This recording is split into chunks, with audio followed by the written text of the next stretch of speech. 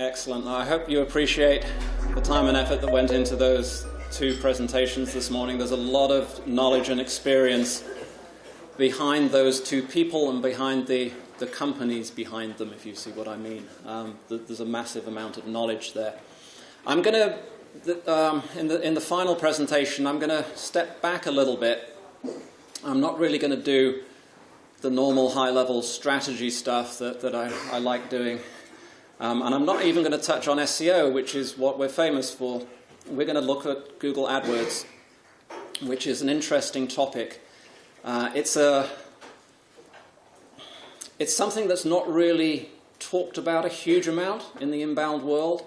It's only really more recently become part of the HubSpot world, because in many ways paid advertising is almost seen as the wrong thing to do, right? And it's not very inboundy, as our American cousins would say.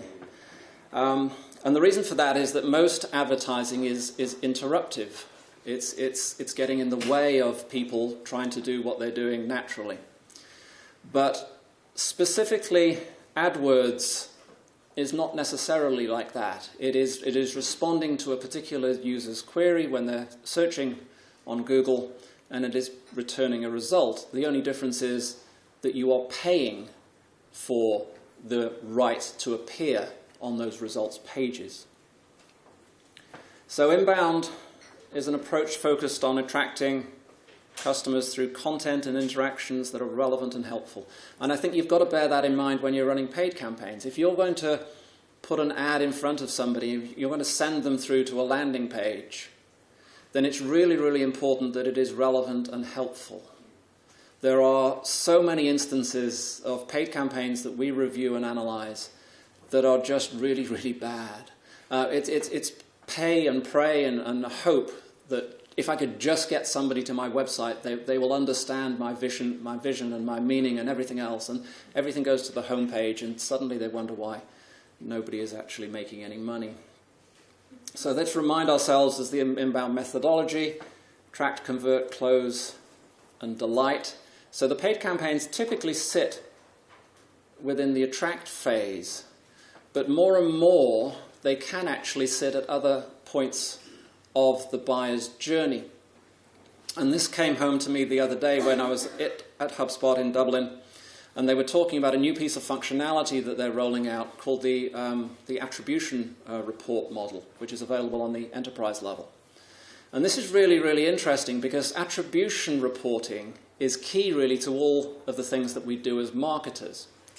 When we talk about closing a deal, when we talk about generating a lead, we tend to think of those things as single points. You know, the lead came from LinkedIn, or the lead came from an organic campaign.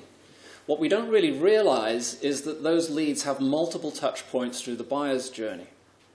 And if you have single point attribution, that is, you allocate your closed deal to organic search, for example, you're missing out on the fact that that prospect engaged with your brand multiple times. They might have seen you on social, they might have clicked on a paid ad, they might have read a blog post, yes. But those other things might have a really important impact. And if you look at complex attribution models, what you actually tend to see is that although a lead might come through from organic, they will be brought back to the website and back to the company through maybe a remarketing campaign. And remarketing, therefore, is not seen as something that either generates leads or closes leads, but something that's a cost center, that we're spending money on this and it's not actually helping. But if you look at it in the attribution model world, you'll see that 80% of the touch points go through some paid at some point or other, which means that they're very valuable. And if you were to cut them out, your conversion rates down the funnel will fall. So what I want you to take away from this is not just how to run a PPC and an ad campaign and do it well and do it within budget, but look at it within the context of an actual inbound campaign. So having said that, what does an inbound campaign actually look like?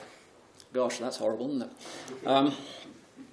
So this is a typical slide that we will put together And I know some people in the room will look at this as quite familiar.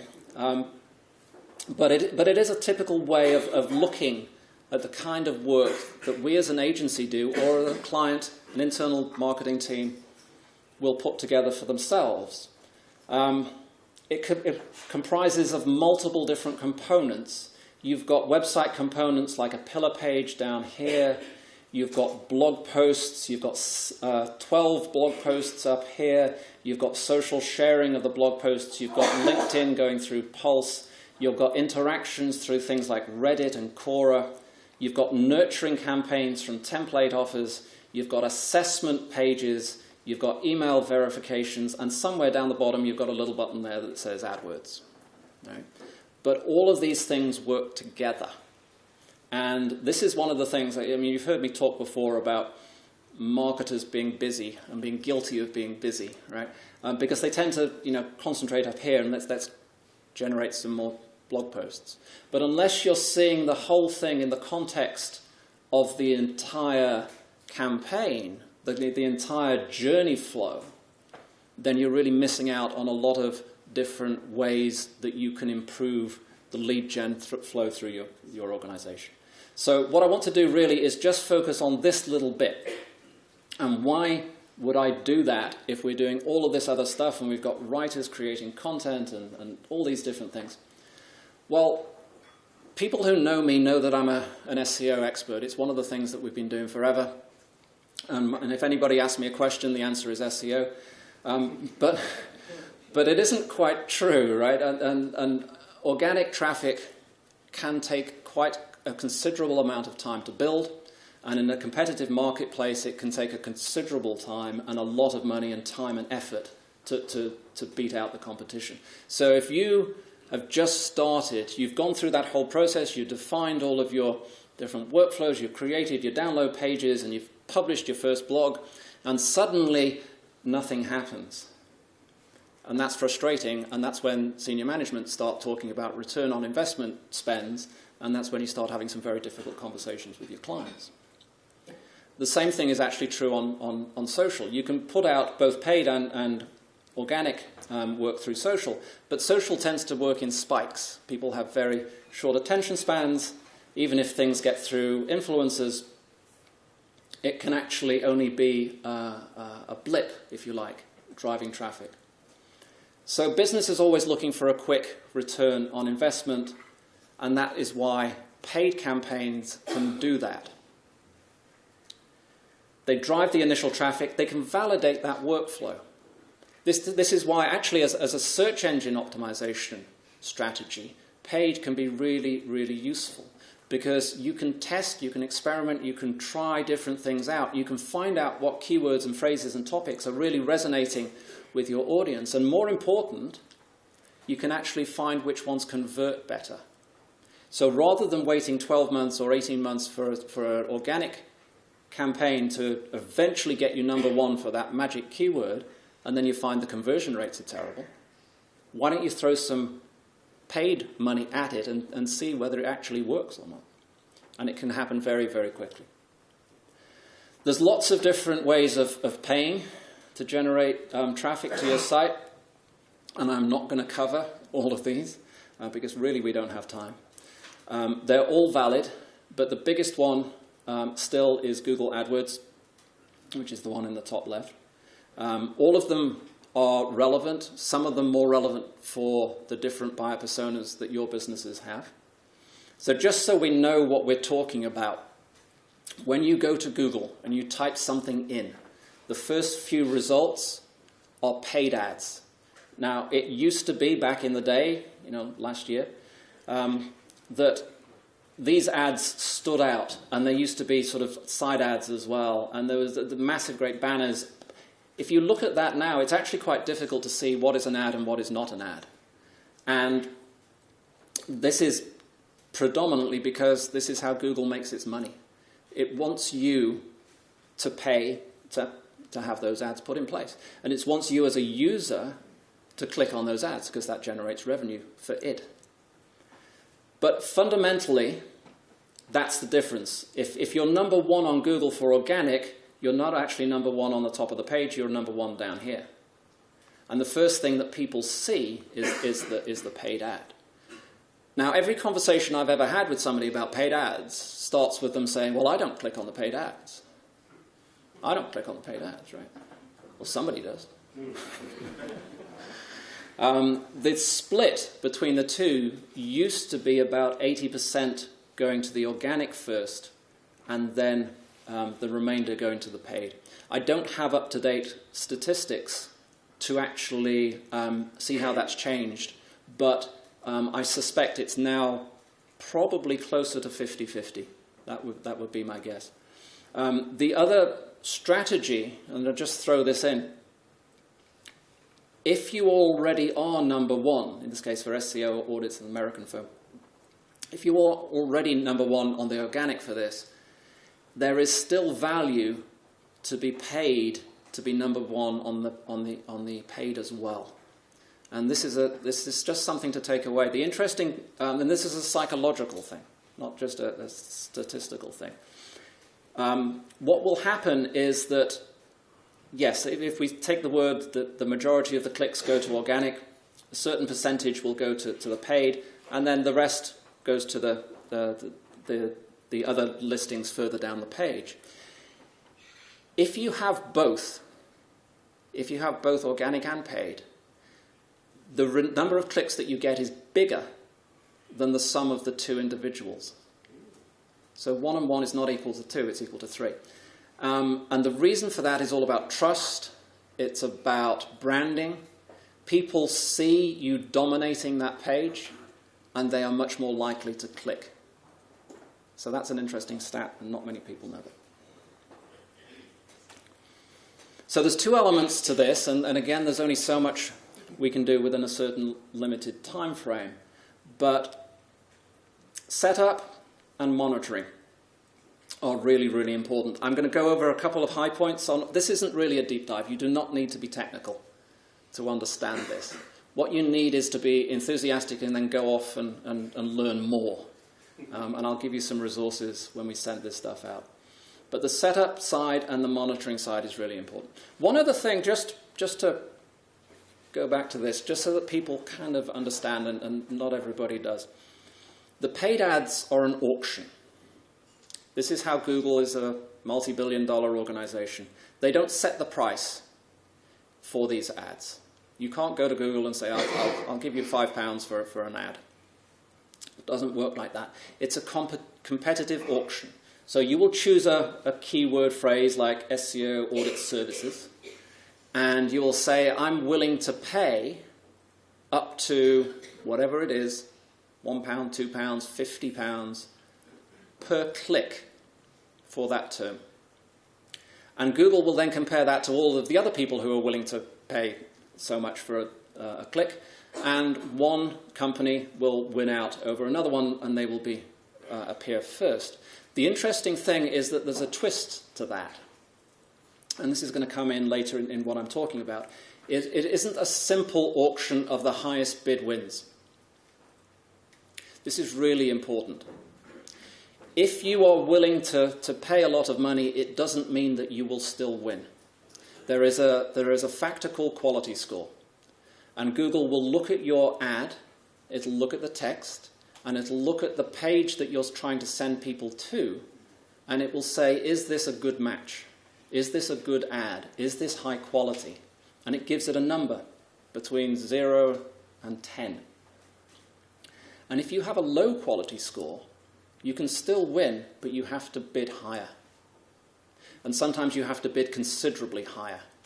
And this is one of the things, the big mistake that a lot of people who are not experienced with PPC make, is that they set up their bids, they just let it all run, and they're concerned that they're paying a lot of money for their clicks, when in fact they could be paying considerably less if they looked at the ads and their quality scores. So again, I'm going to mention that, but just bear that in mind. It's not a simple auction that the biggest one wins. Now, the first thing that you do when you set up your Google account, your ads, is there's a whole load of questions that they lead you through, and there's a very nice little wizard. And the general rule is everything that Google tells you is wrong. And this isn't strictly 100% true, but there are no Googlers who've signed up for today, so I can say this without impunity. Think about this for a second. How does Google make its money? What is the point of Google AdWords? It's not for you to be successful, it's for Google to make money. So, and they will justify this in various ways, and some of it sort of makes sense, but most of it doesn't. They will give you different strategies. Maximize number of clicks, maximize number of impressions. And they'll try to take you down a route to allow them to automate that process. And the results of that will be okay. It'll be mediocre. It'll be pretty much okay. It can be slightly better if you actually talk to a Google person, which you can do. They will give you access to an expert. But again, those experts, who do they work for? And what is their remit? And what is their goal in life? It isn't fundamentally to help you. Honestly, it isn't. So all I'm saying is that don't get me completely wrong. We're big Google fans. But take everything that you see with a pinch of salt and figure out the reasons why it's asking you for a particular default value. Most of them are not correct for your business. We really like, if you need to do this properly, you need to turn off most of the automated bidding systems and do things manually, which sounds painful, but it's actually not that hard. You need to spend a little bit of time each week looking at these systems and fine-tuning them and working on them. And if you do that, then you can considerably improve the return on your investment. And actually, return on investment is an interesting thing. There's lots of three-letter acronyms within the world of paid advertising. There's CPCs and click-through rates and ROSs and all sorts of stuff, and most of it doesn't mean too much. But what you'll be pushed towards is cost per click. You say everybody wants a low cost per click, because I'm only paying £2 for this phrase, as opposed to, I used to be paying £5 for it. Don't get head up on cost per click. What you need to understand is the value of the thing that you're selling.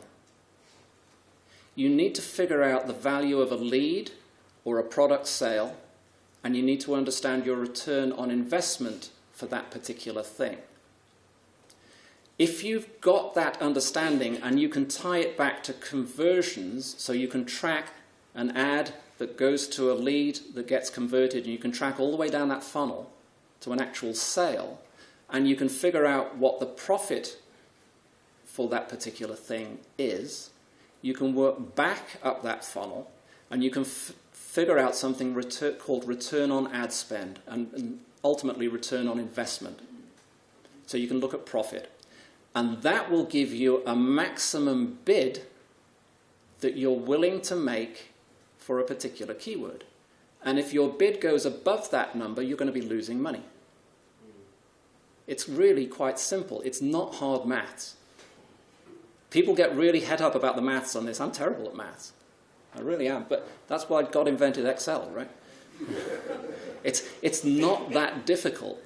Yeah, and the trick and the problem is that you're dealing with potentially hundreds of different keywords and phrases. And if you're trying to do that automatically using systems, Google is doing that bidding for you. You need to step back from that, and you need to look at the details below all of this stuff. This is how you make money and how you beat your competition in this world. So some setup tips. Don't let Google automate anything. Understand match types.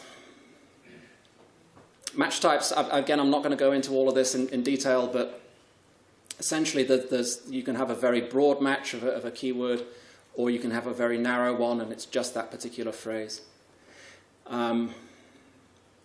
Stay away from display campaigns, with one caveat around that. Display campaigns is where you put a banner ad on somebody's website. And really, that goes back to the old idea of interruptive advertising. You're hoping that you're hitting the right audience. There's nothing fundamentally wrong with it, but you need to test it. And if you've got a very limited budget, it's a great way of just burning through cash very, very quickly. So if you're limited in your spend, stay away from that. There are lots of different refinements within the system which tend to get ignored. Location is the most obvious one. You can look at devices, you can look at behavior, you can look at days of the week, you can look at times of the day. All of those things you should look at. Don't necessarily need to worry about them on day one, but as part of the review process, definitely think about that. We've had some really weird results looking at the difference between mobile and tablet and desktop. And depending on the business and product that you're selling, you might want to turn one way down and another one way up. For some strange reason, tablets always come out worse. I'm not quite sure about that. And then the other thing, again, I'm not going to go into the details about ad extensions, but an ad extension, there's lots of different ad extensions.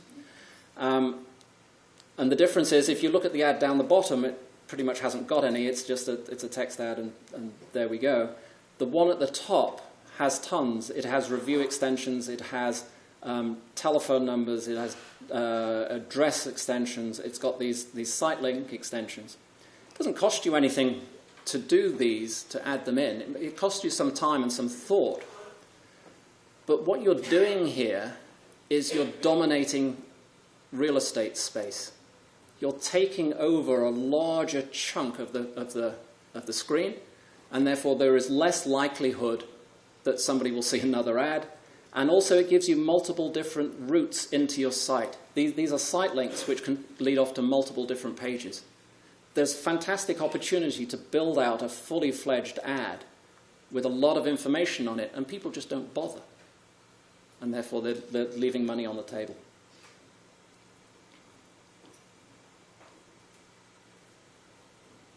So doing that, again, reduces your cost per click, but increases quality score, which is the thing that we're really after. I'm going to share these with you afterwards. You don't need to memorize all of these. But think very carefully. Remember, nobody's been to your website yet. They don't know all the wonderful things that you do. You've got a headline. Most people do not read the text underneath that headline. They will just read the headline itself.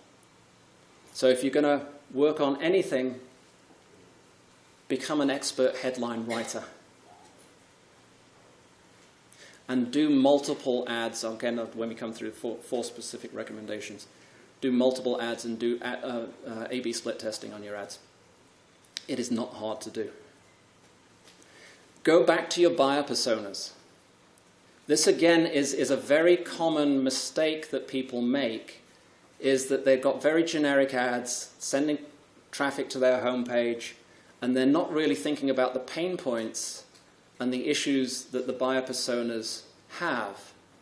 We're HubSpot people. We've been taught how to analyze this, the different stages of the buyer's journey, the different personas, the different issues and problems they have. Paid campaigns should reflect that. Yeah, what keeps these people up at night? And then feed that back into your keyword analysis and planning. So keywords don't pop out of thin air. They're not something that you start with, I want to be number one for such and such, let's run a paid campaign.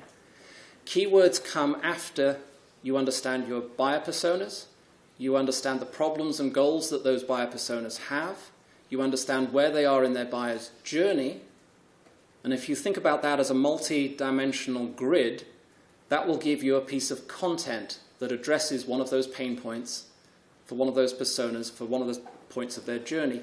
And that is where your ad keyword research should focus. What would anybody type if they were looking for a solution or goal to that particular pain point? And then you send them to a page or a piece of content that specifically addresses that need. Okay, so what are the 4 strategies? There is something inside AdWords called the search query report. And if you only do one thing, if you only work on one particular element within AdWords, this is where you should be living. The important thing here is to understand the difference between a keyword and a search term, because as far as I can figure out, it sounds like they're pretty much identical, right? A keyword is what you put into the system that you say you want to trigger an ad. So I can't remember what the previous example was, SEO audit. I might, we're a Whitehat SEO company, it sounds like a good thing for us. So I would set up an ad group around the keyword SEO audit. Sounds sensible. However, users are not that convenient. They don't think SEO audit, so that they type something else into Google.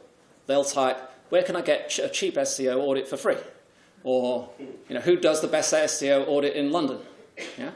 So I hadn't thought about that. That wasn't my keyword. I have no idea. But some part of that keyword matches that search phrase. So the search phrase is what the user types. The keyword is what I'm trying to match. And the keywords can have different modifiers. They can, like I said, they can be broad, they can be very specific. But what you will see in this console is the actual results. You will see what people have typed that trigger your ads, which is really, really powerful. It's a fantastic, powerful thing for your content team to know, because this is the way that people think. This is the way that your buyers think. This is really, really valuable insight. Now, the other thing that comes out of this is the statistic, and again, I'm going to use John's phraseology around this. Most statistics are made up, right? So let me make one up. The majority of searches that are typed into Google are unique. And exactly the stats around that is like I say, I don't know the exact number, but it's a very big number. So what that means is I can make up a keyword like SEO audit, but the majority of people are not typing that in. They're typing a derivative of it. And most of them are unique derivatives. So how can you guess, how can you build a campaign if everybody's typing something new? Well, that's where this query report helps. It shows you what people are typing. So there's two actions that come out of this. You can use that to pull out specific keywords that might be typed again or that have a good conversion rate. And you can take them and turn them into actual keywords. And you put them back into the system and say, this is a unique, narrow keyword. I now want to bid on it. And you can put your bidding strategy around that keyword, because you can then track its conversion rate. Remember, return on ad spend, return on investment. If you track a specific keyword, you can say this is good or bad or medium, and therefore you can bid up or bid down. This is what you need to get in your heads. Each keyword you need to treat differently. And the search queries are giving you keyword ideas. So you take the best of these, you turn them into unique keywords, and you track them, and you look at their conversion rates, and you change the bidding strategy. And then secondly, and this is, again, really important, if you don't come away with anything, just remember this, negative keywords. I do a lot of audits of other people's PPC campaigns, and a lot of them don't have any negative keywords, and the ones that do have very few. What is a negative keyword? Why do you care? Negative keywords are things that you don't want to trigger an ad. Yeah? Essentially, it's something that you hadn't thought of that somebody's typed in that's got nothing to do with your business or your product or your service, but somehow or other Google has matched it up with one of your keywords, and it's throwing up your ad, and somebody's clicked on it and you've paid £5 for it.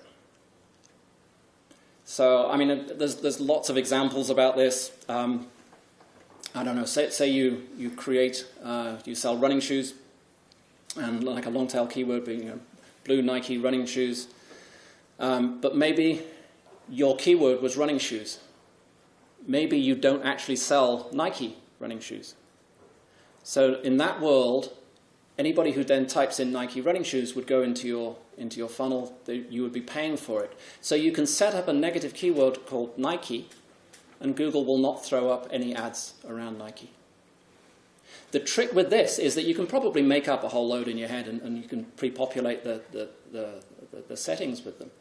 But the Search Console is your one source of truth. You go in there, every time I go in and look at a Search Console result, I see new negative keywords. And I use them and I put them back into the system, and then that cuts that out. And then over a few weeks and a few months, you really refine the results that you're getting through to the system. This is not hard. It's pretty easy to spot them. It's like, why on earth would that trigger that? Don't do it again. It's a simple thing to do. Most people don't do it. Just a screenshot of actually what the consoles actually look like and how you can do that. What we're trying to do here again is look at strategies for small budgets. And it's probably worth defining what a small budget is. We deal with campaigns with people running maybe a few £100s a month in terms of ad spends, all the way up to companies spending many thousands of pounds a day on Google AdWords. And strategies can vary. If you've only got £500 a month, if you've only got £200 a month to spend on advertising, you really want every penny to count. The strategy is different. If you're spending thousands of pounds a day, certainly in the early days, strangely enough, it's okay to waste some money. And what I mean by that is that money is an experiment. Remember I said about the search terms that are triggering leads? You don't know what all the different things that people are going to type into Google. So by keeping your terms broad, yes, you will be wasting money on people who won't convert, but you're also getting a load of ideas. So you can do that for a few weeks or a few months, and then you narrow it back down. But most of us don't have the luxury of throwing money at a problem. So in that world, what do? And then, so my recommendation here is go long tail. And what I mean by long tail people define in different ways, but the original definition was 3 or more words in a key phrase. So if there's more than 3 words or more, then that counts as a long tail. And the reason these are good things to focus on is that there's much stronger buyer intent. The more that people type, the closer that you are to figuring out what they actually want. And the classic sort of running shoe is running shoes, short keyword, blue Nike running shoes, size 10. If you provide blue running shoes, Nike size 10, then you absolutely would be bidding for that. And you'd know that your conversion rate should be high. So if you've got limited budget, don't use broad phrases, go after long tail keywords, and really concentrate on those. They will have a lot lower search volume, but they're closer to the bottom of the funnel. They're closer to decision points. They have better click-through rates. Your cost per conversion will be low. Your quality scores will be high.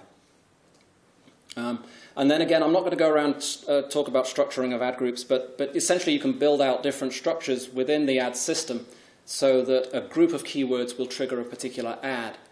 And then if you actually want to do this properly, you end up with a lot of those. And the reason for that is that you want to become more and more specific so that the ad really matches the phrase that people are typing. If you went to extreme, you'd end up with one ad group for every sort of keyword, but that's just silly.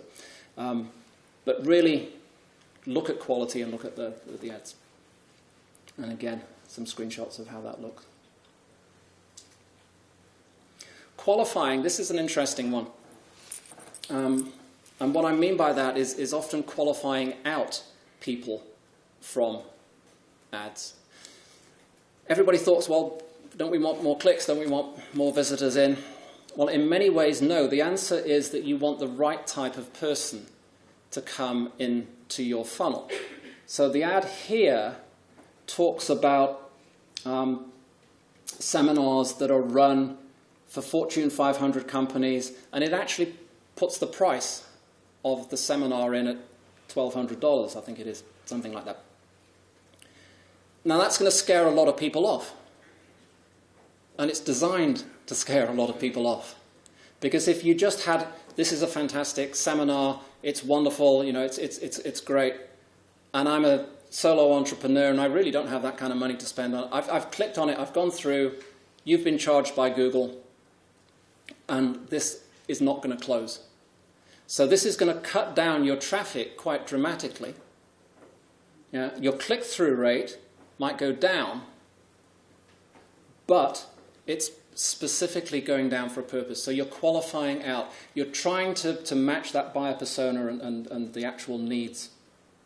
So this is really, really valuable. And again, for big campaigns or any kind of campaign where you're really struggling on a particular budget, there's a phraseology that if you ask for everything, you get nothing, right? So the more specific your question, the more specific you can focus your ad, the higher your quality score, the higher your click-through rate, the higher your conversion rate. Nearly done. It's only 4. A/B testing. People's eyes sort of glaze over whenever anybody talks about A/B testing. And there's a difference between A/B testing and multivariant testing, which is actually not that hard to understand. A/B testing is where you have 2 different versions of an ad, and you're running them side by side. Multivariant testing is where you're changing multiple elements of that ad. You're putting out multiple different versions of it, and it's really hard to do. The interesting thing is that the A/B testing you should be doing with pretty much all of your ads. Google AdWords gives you a tool to do that. Most people ignore it. But if you create an ad, create 2, change the headline, put them in a test. Once you've got the winner, split it again, continually refine and test. You will get percentage point improvements of your conversion rate. And if you're spending, all of your money on paid ads, that can mean you can double eventually the amount of money that you're able to spend. It's really, really important. Interestingly enough, as HubSpotters, you have an advantage because the A/B tests that exist within Google, by definition, exist within Google, but they're only testing the ad itself. The other part of the equation is where you're going to, where when somebody clicks on an ad, where does it go? Well, it goes to a landing page. It goes to a particular place where you want some action to be taken. And typically those landing pages get ignored, or they're built once and forgotten about. But HubSpot Marketing Professional gives you the ability to do A/B testing on landing pages. So you should absolutely do that. And what's more important is if you've got the enterprise version, it'll allow you to do multivariant testing. And although I said never trust an automation engine, this is one reason where you can. Because HubSpot, the AI engine behind that, will fine-tune that landing page to give you the best conversion rates. Now, this is something new. We haven't really been trying this yet. It is only just being rolled out. But I'm really excited about looking at how that can work with big campaigns and how this will actually work with a paid campaign. If you can send traffic to the site, A/B split test the ad, and multivariant test the landing page, you've got a perfect storm of optimization that you can look around these pages. All of these things are not hard. The problem is people get scared about the maths, about, the user interface looks complicated. If you looked at some of these screens, it's horrible, right? There's menus and submenus, and it really is, it's confusing. You don't know what you're going to click and you're going to break something. But if you just focus on those points, or even you just focus on the Search Console, you can really improve your results. A couple of tools. Obviously, I mentioned HubSpot. There is something, if you're not using HubSpot, you can use something called Unbounce, which is a customized landing page builder, which is really excellent. And then there's Optimizer and Optimizely. The ACE, the AdWords Campaign Experiments tool, is within AdWords itself. So that's kind of it. Use this query tool, go after long tail, qualify your text, and do A/B split testing. Does that sort of resonate with people? Does it help? Who is running paid ads here? Okay. Who's doing all of those things? Yeah, some, which is great. Excuse me. The funny thing is that if you look at agencies who do this, or individuals who are experts at this, most of them do not do this. They don't. It's just too easy to set up some ads and to run them and maybe review them once a month. And you get a fixed return on that, and they get slightly better over time, but not much. It's not a massive overhead. You can spend 20 minutes a week looking at your ads, looking at the search terms, putting in some new negative ones, looking at the headlines, and you will dramatically improve your conversion rates. One of the things I tend to do is first time I go in and I look at a new site and look at all of the different ads that have been set up. Excel is one of the tools I didn't actually include there, but it's such an obvious one. You can export all of this into a comma-separated file and put it into Excel. And then I'll say something else which, again, gets people's eyes to glaze over. Pivot tables. Pivot tables are your friend.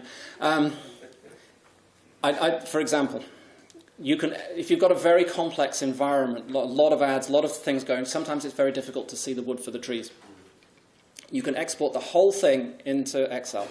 You hit the pivot table button, you accept all of the defaults, and you take quality score and you drag it over. That's it. That's how you do a pivot table in Excel. And that will break down all of your ads, showing summaries by quality score. And then you just go into the low-scoring ones and pause them. And the money that is left over will dramatically improve what's left. It's a simple thing, right? You then go back to those low-quality scores and figure out why. And then you can improve them and do all sorts of other stuff. But if you want to save some money very, very quickly, just do that. Cut out everything below a quality score of 5. That's just random.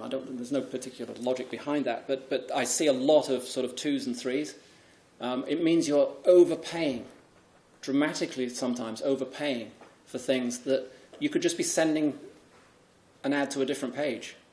And that's the most common failure I see, is that most ads, strangely enough, still go to the home page. So match your ads to an actual landing page and make sure that the ad text matches the landing page text. Work around that.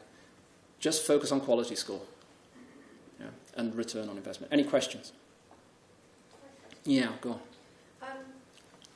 What you talked about long-tail keywords, I understand all the concepts that you were talking about. However, my thoughts were that it's quite old hat to have lots of keywords in your campaign, and the modern and new thing to do is to have the broad keywords instead, because quality score takes into account volume as well as click-through rate. So if you have more keywords appearing for more searches, you might pay less because they're more relevant, but then you're losing out on volume. Yeah, so the question is all about broad match and narrow match and long tail or not. It often comes down to budget. I'm a great believer in experimentation.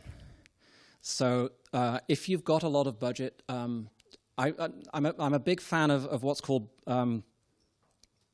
broad match modified. So if you had like running shoes as an example, that's a broad term, and it could trigger a whole load of different results. If you put a plus sign in front of each of those words, you end up plus running plus shoes. That's broad match modified. What it means is both those phrases must occur at some point in the actual search term. That will give you quite a plethora of different results. But in practice, what I'm seeing is that is then used as a way of generating ideas, which generates keyword groups, which you can then analyze. Now, when I said you should have one-to-one keywords to results, I didn't really mean that. That's just an extreme. What you need to do is an AdWord group needs to be very relevant to the group of keywords and phrases that sit within it. Yeah, and sometimes it's perfectly okay to go broad. The problem is where you have phrases which can have different meanings which are outside of your business. So you can be triggering a whole load of things from a broad match which just aren't relevant. So it comes down to experimentation. So my point here is this is for people with a very limited budget. Yeah, if you've only got a few £100 to spend, I would go very narrow. I would start very narrow at least, and I would go after keyword phrases that I know are going to generate business for me. If you have more budget, then you can experiment. I would go broader and then narrow back down over time. But like everything else, is experiment. Biggest challenge for my business has always been around location. Yes. We're focused on products specifically around Canary Wharf and Docklands property, but obviously people of the world own properties out there. So we can't sort of narrow down a geolocation target. It's all been about putting the locations in the search terms and in the headline copy, that sort of thing. Yeah. Are we missing a trick in terms of qualifying those people? The question is around location and geolocation. And I understand your pain. The issue is, well, there's twofold. There's two ways to identify location. It's either people would type it into the search phrase, property in Canary Wharf or whatever it is in Canary Wharf. That doesn't mean that person is in Canary Wharf when they're typing it. Google itself can pick up where that person is. So you could have property for sale as a search term, and that could only be targeted to people within a particular postal area or within a particular radius of an exact location. I mean, you have to, the problem is it's not often easy to decide from a business perspective what you want to target, because it might be that you want Germans sitting in Berlin who are looking at property in Canary Wharf, or you might not. We do a lot with estate agents around the UK, and what they found is that they identify where people are moving from. So if you're in Chiswick, we're actually targeting not people around the country moving to Chiswick. We found that's a very low conversion rate. It does happen, but the conversion rates are low. We would target specific geographies that we know that border on there, because people tend to move close by. So it's a very difficult thing, and it's not even perfect within Google, as you know. So there's no easy answer to that. But you can target both. You can target the phraseology, or the area, or a radius. And you can have different targets, and you can bid differently on them as well. So it might be that you go after the German market, but you're bidding less for that, because your conversion rate, because you'll know the conversion rate metrics, you can map that. And it's only worth paying X for stuff outside of that. But within your sweet spots, you're willing to bid up. So I would have multiple different ones. Yes, Vijay. Does Google AdWords have cross-channel attribution reporting? So, if your last touch point was SEO, but it did come via PPC at some point, it can report that? A lot of that can be done through Google Analytics. But in the HubSpot world, that is what the new attribution model is designed to do. So what would happen there is you might have an organic campaign that sends people into the website. They are then tagged to be picked up on the remarketing tag. They would see an ad when they're looking at the Telegraph. That would send them back to a landing page. They fill in a form, and then they book for your conference, right? So those are multiple touch points. The enterprise version of HubSpot now supports that.